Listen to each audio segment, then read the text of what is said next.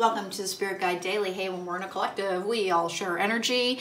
These are timeless meetings that will reach you when they're meant to. They're also a good lesson add-on for intermediate tarot readers looking to expand their knowledge base. So I also advertise that in this. This is the tarot at the end of the rainbow, which I love, love, love, love, love. I love this deck so much. It's cheerful. Like whenever I pick it up, I'm like, hey, I feel happy. These are the Endora Fortune cards. We're gonna get one of those. This is the Magical Messages from Fairies Oracle. It's no longer in print, and technically they depict spirits of air. And where did that confusion come in? It's a long story, but they are spirits of air versus fairies. Fairies are a very particular thing. And like interacting with them has some peril with it. Here we go, 1 and 2 and 3. What's going on for the collective today? Hey guys, please don't forget to subscribe and to hit that thumbs up button because both help my channel. And if you want to book me for a private reading, there's a link to my website in the description box down below as the only way to book me. Ooh.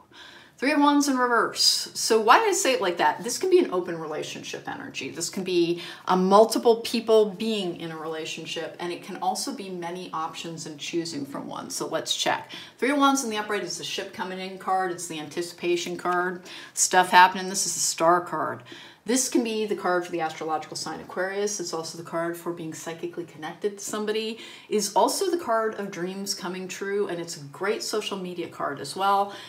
It's a good card for alchemy, meaning that one thing being transmuted into another. But mostly it is a card of hope and of faith and of hanging in there. That comes out with the King of Swords in reverse. Interesting. King of Swords in reverse can be a la pants on fire type of energy. We've got the Aquarius and then the King of Swords in reverse. The King of Swords in reverse can be poor judgment, as in the upright it can represent a judge. It can represent calm, cool logic as well. This can be someone who's fairly emotionless as well. In a set of circumstances that is coming up for you that will allow you to expand a dream that you have been working on for quite a while, you need to work from a logical place, not an emotional place. And that's what this is saying. This is like in the head and the heart battle, this guy's all head. This person is, and when I say guy, it's not a gender thing. It's just we both all contain masculine and feminine energies. The King of Swords in reverse can also be somebody who's just, you know, laying down the law. Like setting a very, like, do not cross this line in the sand type of energy. But it can be somebody who's not telling you the truth. 2 cards came out. Whoa. Choose your words carefully came out with revelry and indulgence. I'm going to put them in the opposite direction. The satire, revelry and indulgence. The Sphinx, choose your words carefully. It appears that there is, as I said, a pleasing opportunity coming towards you. But there's some negotiation involved in it, apparently, where like, I'm going to use an example that might be from my own life. Now, I rarely will work a party for anybody any longer. I really need to know the person before I will consider it. But like, I have to have very strict guidelines around like not allowing people to try and keep me there an hour longer, or 4 people still didn't get read and can you stay type of thing. And I used to always say yes, and now I'm very good about being like, no, I'm sorry, I just can't. Because people pleasing, it doesn't belong in a healing profession. It teaches people the wrong thing. It's not actually helpful. It's not actually healthy either. Perfect timing just flipped out onto me. This is the right time for you to move forward. Here's the thing that I've really got. For some people, it is going to be that opportunity. For some people, you've already graduated into this energy, and like you just kind of discard that which is not meant for you, or set boundaries, or negotiate much more easily than you used to. And in a healing journey when not a lot is happening, because not every day can bring you a new opportunity, or you're going to get a new house, or you're going to get a new job, but there is an opportunity to check in with yourself to see how I feel about my progress. How is everything going here? Do I feel good about this? And here's the thing.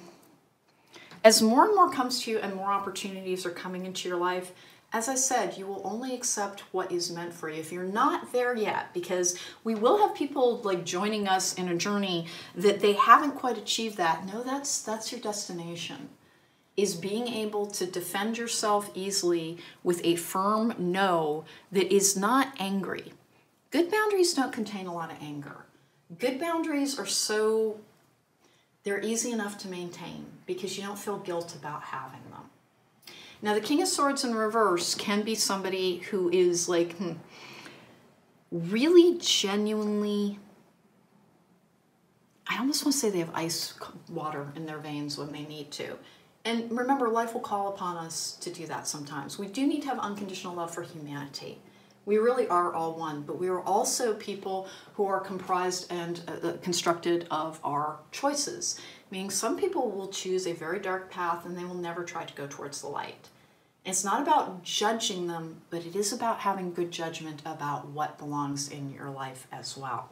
Sometimes we do need to recognize when somebody's coming from a different place or a different value set.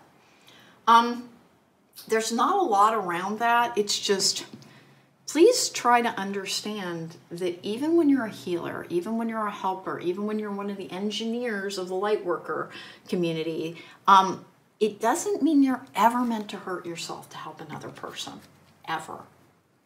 That is like, can you ever choose it like, hey, I'm caring for my spouse who has a very dire disease and I never get any sleep because I'm up, changing the respirator somehow in the middle of the night.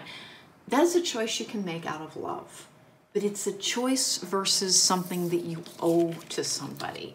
And it's a very small but distinct and important distinction to make, is that you can choose to do things that will sometimes cost you and sometimes drain you. But it is not an obligation you have in love. It is a choice you make because of love. But you're aware of it being a choice. And again, it's one of those things that until you're in the situation, you don't see it very clearly. But you will be aware of it, and that's what was showing up there. Is like somebody tries to, I don't want to say pull the wool over your eyes, it's not like that, but they have an assumption that you will do something for them because they think that's that's part of who you are. And they're not examining like a vaguely outrageous idea around that you're supposed to be available 24/7, okay? Because unless you're an ER doctor at the actual hospital and that's part of your rotation, no. There are very few, and particularly in my line of work, there are very few outright emergencies in the tarot community. But there are people who have they're trying to assuage an emotional difficulty within with a false sense of urgency, and that does happen. That's not dissing on anybody. We've all been there. We've all been there as we're healing.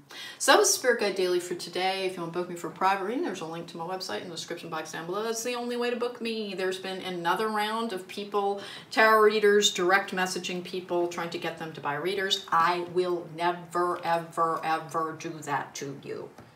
If you get a message that claims to be from me trying to sell you a reading, it's not me, it's a scammer. And that does happen. Let's see, what else do we have? Hey, don't forget to look for Logical Magic, Examining Esoterica. Jacob and I in particular have been doing a lot of healing podcasts that hopefully will help free people from toxic patterns that cost them in their personal relationships going forward. Take care. Be well.